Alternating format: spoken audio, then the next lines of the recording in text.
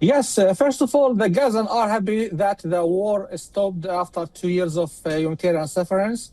And today also there are some 170 trucks loaded of humanitarian aids, food and medicine allowed to enter to the Gaza Strip so the Palestinian Gaza can get some relief. And their sons, beloved sons, or the Israeli jails will be freed today and they will receive them. And despite some will be deported to Egypt, but majority will remain in Gaza, and that's another sign of hope.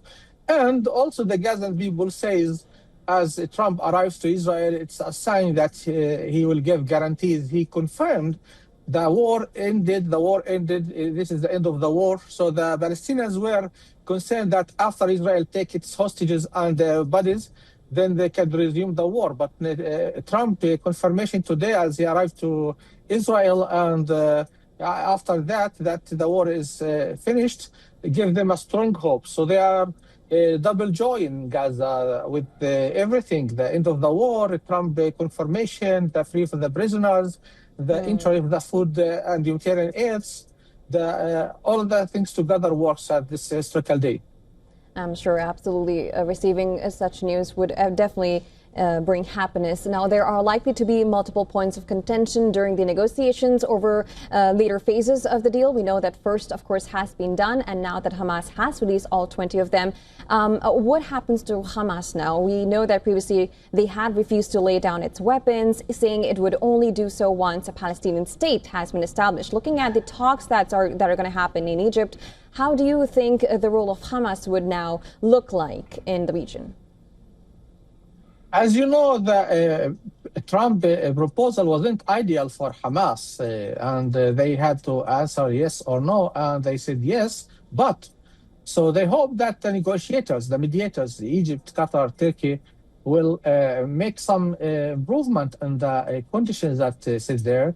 So first of all, that was saying there's no role for the Palestinian Authority in Gaza. Now they invited the President Abbas at the last second, and he didn't from Ramallah to Amman and into Sharm el-Sheikh to attend the summit in Egypt today. And this is a significant development. And also Hamas hopes that the mediators will convince the Americans as well as the Israelis to let some improvement in that. And yes, Hamas says they will lay their weapons when there is a Palestinian independent state. Egypt said, we can keep your weapons as a deposit by the Egypt. So they will find a solution. It's not easy. It's very complicated negotiations and the process. But there is a determination. On today's summit in Sharm el-Sheikh with the world leaders, 20 world leaders, would confirm on that and also will give confidence. Because right now, both Hamas and Israel don't trust each other. They don't trust, they have bad intentions, they intentions about each other's side. So now today's meeting will give a more confirmation and the comfort to continue the negotiations. And despite the difficulties, they could overcome it and reach a permanent stability.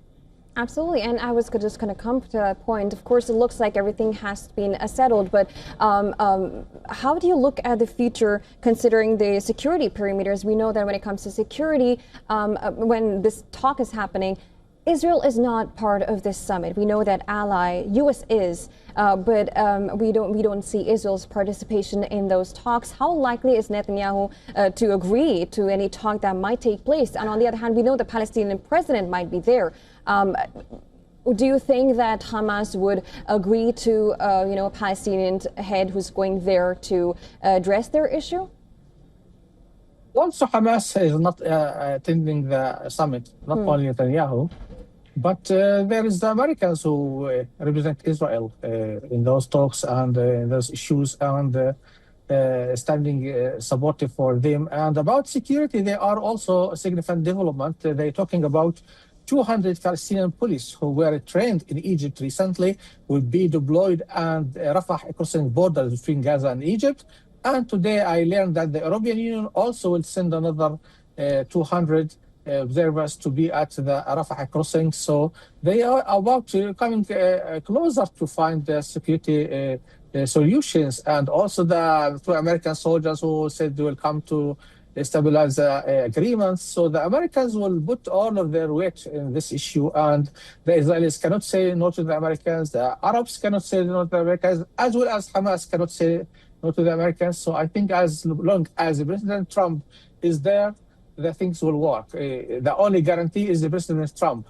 The Palestinians were concerned that President Trump will be there in the first phase, but after they bring back the hostages and the bodies, then he will leave the negotiators to face themselves on the table, and that was the concern. But now it seems that President Trump is determined to walk the extra mile until the end, and I think this is the strongest guarantee for all parties. Right, and considering, I would like you to also talk about the fact that, there is always this whole topic about who will now, not rule, but of course, take a look at who's going to be looking at the position of Gaza now, somehow the Palestinian Authority or the foreign forces, or Hamas will play any role. Will that likely cause any kind of conflict, or maybe I will take the liberty to say civil war in Gaza? Yes, it's about capabilities and willingness to do. During the past 2 years, there is a lot of chaos, and the security system collapsed, and there is a vacuum, there's groups, there's tribes and families, militias, there's Hamas, and the talk about Arab forces to come there, but also they want to rehabilitate the Palestinian Authority security. But from the political side, they talk about technocrat government or administration that will be headed by Tony Blair, and the Palestinian Authority will be representing that, because the Palestinian Authority is the legitimate body that they are accepted by the whole world to do that. I am sure, and everyone knows, that if Hamas remains there, no one will pay $1 for the reconstruction of the Gaza Strip, and this is not what Hamas wants, or the 2 million Palestinians in Gaza wants, or the Arabs also. So there is a pressure on Hamas to be aside by the Arabs, by the Muslim country, by the mediators, by the Israelis, the Americans, the Palestinian Authority also.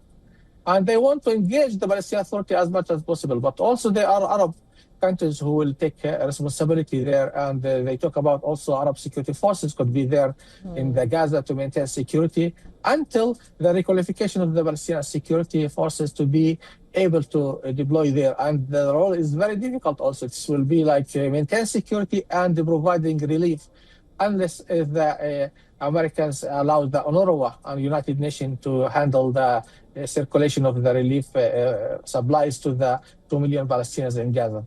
Right, and that being said, Trump has successfully pressured Netanyahu into accepting this week's hostage phase-in and stuff. But we did hear Netanyahu say before that, he had warned last night of the military campaign. He said that it's not over. How likely do you think Trump will be able to convince Netanyahu on the other parts going forward? Netanyahu is saying something to his strong opponents, Smotrich and Ben Gvir, and to his Likud camp, and to the street, and to the Americans.